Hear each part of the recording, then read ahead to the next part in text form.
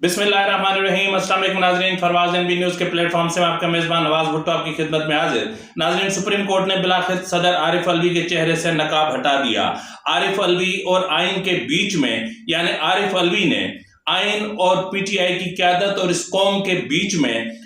जिस धोखाधड़ी का एक पर्दा दे रखा था, उस पर्दे को हटा दिया है और आरिफ अलवी का असल चेहरा कौम के सामने है। एक तरफ जहां कौम के सामने ये सब कुछ आने जा रहा है, तो वहीं पर मतलब बहुत ऐसी हकीकतें हैं कि जिससे अंदाजा होता है कि जब इंसान इस्टेब्लिशमेंट का मोहरा बन के रह जाता है तो फिर उसकी औकात क्या होती है। अगर आपको उसकी औकात जाननी है तो फिर आरिफ अलवी की तस्वीर उठा के देख लीजिए, आपको सब चीज का, हर चीज का और एक एक हकीकत का पता चल जाएगा।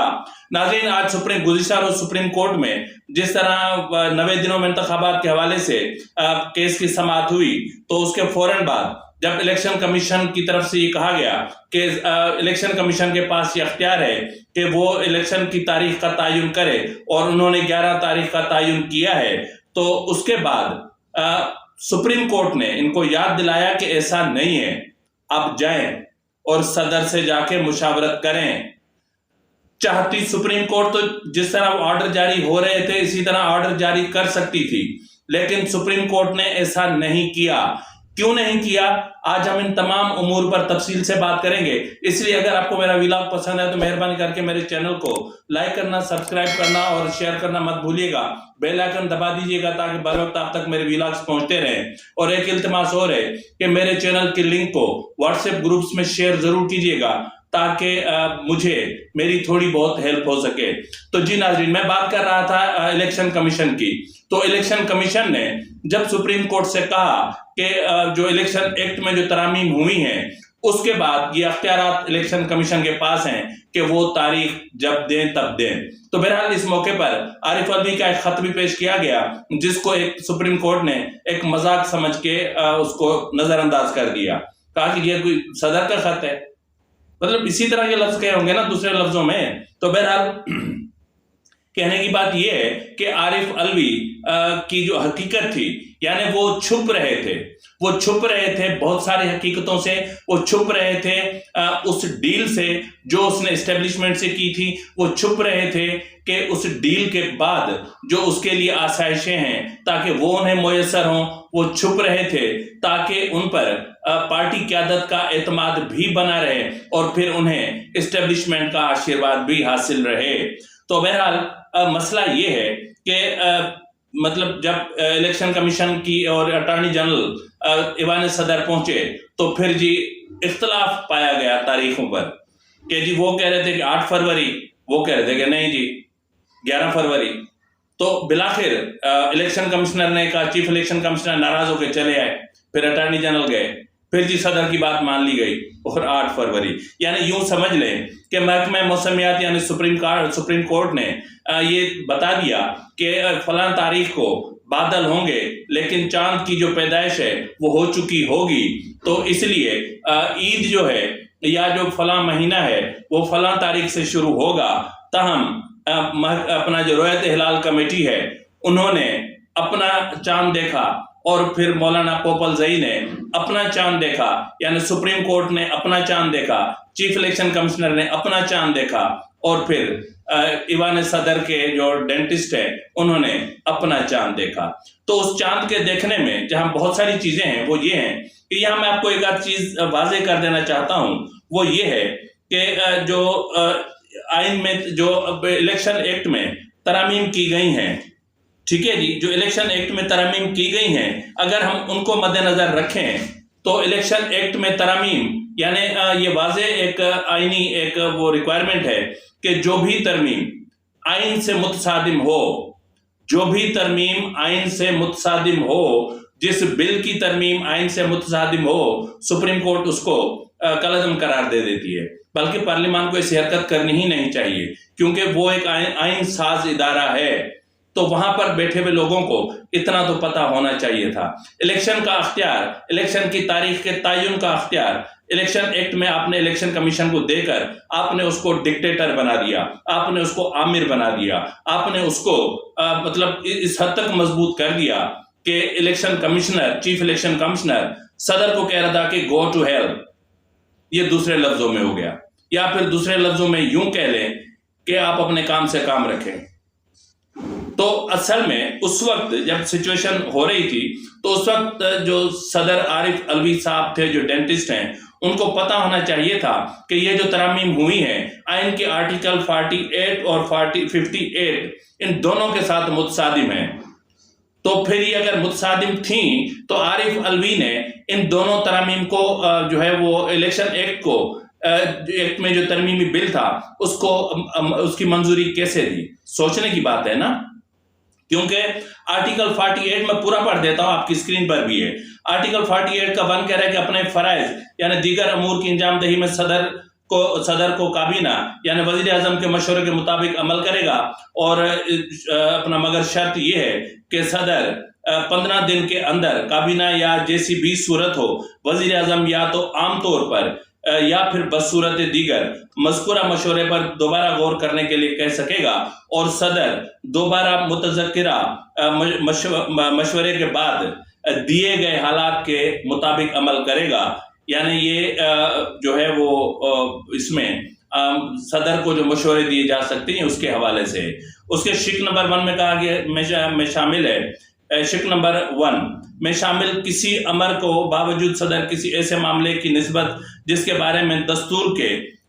کی روح سے ایسا کرنے کا اختیار دیا گیا ہے اپنے ثوابدید کے مطابق عمل کرے گا۔ ٹھیک ہے جی، یہ آپ اس کو ذہن میں رکھیے گا 48 کی 2 کو، ٹھیک ہے۔ اس میں کہہ رہے ہیں کہ جس بارے میں بھی دستور کی روح سے ایسا کرنے کا اختیار انہیں دیا گیا ہے اپنے ثوابدید کے مطابق عمل کرے گا، اور کسی ایسی چیز کے جواز پر جو صدر نے اپنی ثوابدید پر کی ہو کسی وجہ سے خواہ کچھ بھی ہو اعتراض نہیں کیا جائے گا۔ اب نمبر اس کی سب سیکشن 3 میں کہا گیا ہے کہ دستور کی ترمیم، اور یہ حذف کیا ہوا ہے، اور اس کے جو اپنا سیکشن 4 ہے اس میں کہا گیا ہے کہ اس سوال پر کہ آیا کوئی اور ادارہ ایسا ہے تو کیا مشورہ کابینہ وزیر اعظم کسی وزیر یا وزیر مملکت یا وزیر مملکت نے صدر کو دیا تھا، کسی عدالت، ٹریبیونل یا ہیئت یا مجاز یا اس کی تفتیش نہیں کی جائے گی۔ ٹھیک ہے جی۔ اب اس کے بعد مزید یہ کہہ رہے ہیں کہ آرٹیکل اس کا 5 ہے، جب صدر قومی اسمبلی کو توڑ دے تو اسمبلی کے لیے عام انتخابات منعقد کرنے کے واسطے کوئی تاریخ مقرر کرے گا جو توڑے جانے کی تاریخ سے 90 دن کے اندر زیادہ نہیں ہوگی، اور اس کا جو سیکشن 5 کا اے تھا یہ۔ اب اس کا سب سیکشن بی کہہ رہا ہے کہ نگران کابینہ آرٹیکل 224 یا جیسی کہ صورت ہو آرٹیکل 224 ایک احکامات کے مطابق تقرر کرے گا۔ اب جی آرٹیکل 6 کہہ رہا ہے کہ اگر وزیر اعظم یہ سمجھے کہ مناسب ہوگا کہ قومی اہمیت کے کسی بھی معاملے کو ریفرنڈم کے حوالے کیا جائے تو وزیر اعظم اس معاملے کو مجلس شورائے پارلیمنٹ کے جوائنٹ سیشن میں پیش کر سکتی ہے، اور اگر اس کی توثیق مل جائے تو ایسے سوال کو شکل میں جس کا جواب یا تو ہاں یا نہیں میں دیا جا سکتا ہے ریفرنڈم کے حوالے کرنے کا حکم دے گا۔ تو ناظرین یہاں پر آرٹیکل آپ نے پڑھا بھی اور سنا بھی کہ آرٹیکل 48 کا جو 5 ہے وہ سیدھی بات کر رہا ہے نا، اس میں تو ابہام کی گنجائش ہی نہیں ہے۔ اب اسی طرح آرٹیکل 58 کا 1 جو ہے وہ کہہ رہا ہے کہ صدر قومی اسمبلی کی تحلیل کر سکتا ہے جب وزیر اعظم ایسا کرنے کا مشورہ دے، اور قومی اسمبلی اگر پہلے برخاست نہ کی جائے تو وزیر اعظم کے مشورے سے 48 گھنٹے کے خاتمے پر خود بخود تحلیل ہو جائے گی۔ اب اس کی جو اپنا ایکسپلینیشن یا تشریح ہے اس میں کہا گیا کہ اس آرٹیکل میں ریفرنس وزیر اعظم کے حوالے سے کسی ایسے وزیر اعظم کا نہ ہوگا جس کے خلاف قومی اسمبلی میں عدم اعتماد کے لیے قرارداد کا نوٹس دے دیا گیا ہو لیکن اس پر رائے دہی نہ کی گئی ہو، یا جس کے خلاف ایسی کوئی قرارداد منظور کی جا چکی ہو جو استعفیٰ دینے کے بعد یا قومی اسمبلی کے برخاست ہو جانے کے بعد عہدے پر برقرار ہو۔ اب یہاں پر اس کے 58 کا سب سیکشن 2 کہتا ہے کہ باوجود اس کے کہ کوئی شک آرٹیکل 48 کی کلاس 2 میں موجود ہو، صدر اپنے ثوابدید پر بھی قومی اسمبلی تحلیل کر سکتے ہیں، جبکہ اس کی رائے میں وزیر اعظم کے خلاف عدم اعتماد کا ووٹ منظور کیے جانے کے بعد قومی اسمبلی کسی رکن کا آئین کے احکامات کے مطابق قومی اسمبلی کے ارکان کی اکثریت کا اعتماد رکھنے کا امکان نہ ہو، جس طرح کے اس غرض سے مطلب کردہ قومی اسمبلی کے اجلاس میں معلوم ہو۔ تو بہرحال ناظرین، یہ آپ نے خود بھی پڑھا ہوگا، اور یہ آئین ہے، ٹھیک ہے، یہ آئین ہے، یہ کسی جو ہے وہ ادھار کے کھاتے کی کوئی بندی نہیں ہے، کھاتوں کی بندی نہیں ہے کہ جس میں آپ جو چاہیں آپ کرتے پھریں اور آپ کو کوئی نہ پوچھے۔ تو بہرحال واضح ہے کہ جب ایک ایکٹ جس کو آپ منظور کر رہے ہیں، جو بعد میں ایکٹ کی شکل اختیار کرنے والا ہے، اور وہ اگر آئین سے متصادم ہے تو یہ آپ کا اخلاقی فرض بنتا تھا کہ آپ سپریم کورٹ میں اس کا ریفرنس بھیج دیتے، آپ اس کو اپروول نہ دیتے،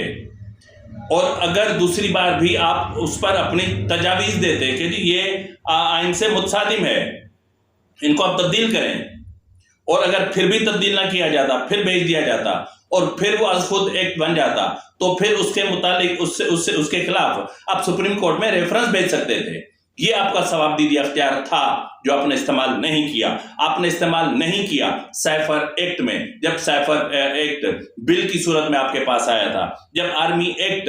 ترمیمی بل کی صورت میں آپ کے پاس آیا تھا، جب الیکشن ایکٹ ترمیمی بل کی صورت میں آپ کے پاس آیا تھا۔ تو مسئلہ یہ ہے کہ آخر یہ سب کچھ جب ہو رہا تھا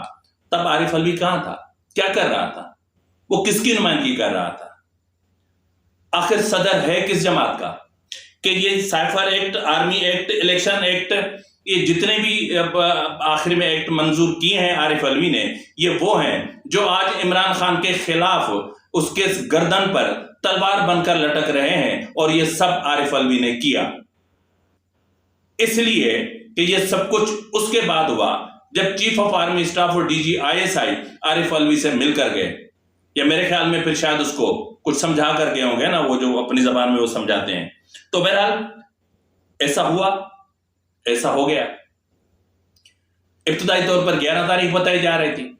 پھر یہ بتایا گیا کہ جی الیکشن کمیشن اور صدر کے درمیان جو ہے وہ 1 تاریخ پر تنازع کھڑا ہو گیا ہے۔ اس کے بعد پھر ایوان صدر سے ایک ٹویٹ جاری ہوتا ہے جو 3 حصوں میں اس وقت آپ کی اسکرین پر بھی ہے، کہ جس میں یہ کہا جاتا ہے کہ 8 تاریخ مقرر کر دی گئی ہے۔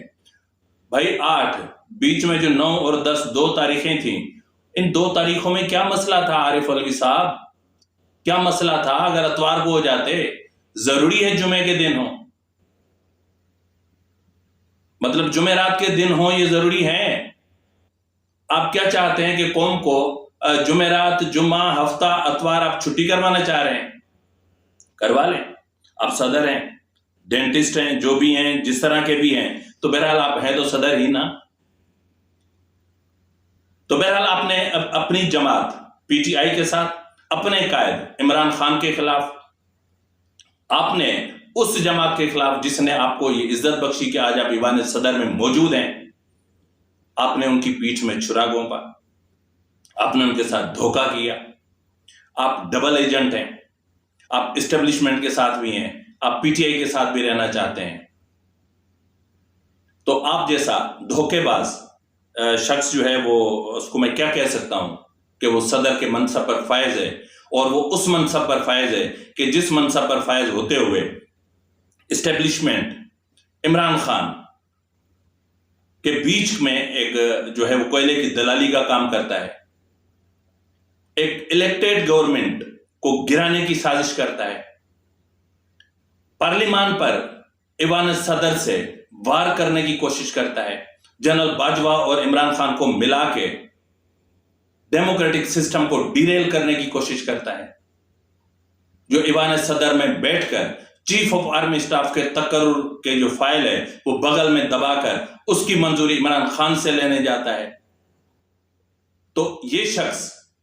جو PTI کا کارکن بن کے اور ایوان صدر کو PTI کا زونل آفس بنا کے بیٹھا تھا، کیا یہ شخص اس منصب کے لائق تھا؟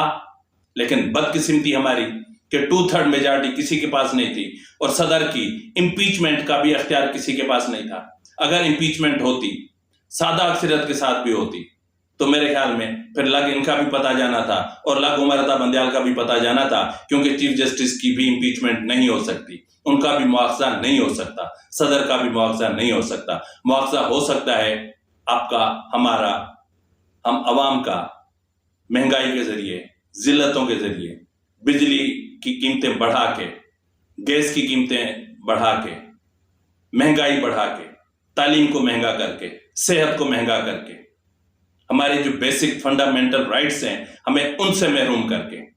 جو ہمیں آئین دیتا ہے. لیکن جب آئین خود اپنے اختیارات کو استعمال کرنے کے لیے ترس رہا ہو تو وہ اس خداداد مملکت کے اس بے زبان عوام کی زبان کہاں بن سکتا ہے. فی الوقت کے لیے اتنا ہی, ملتے ہیں اگلے پروگرام میں, تب تک اجازت دیجیے. فی امان اللہ.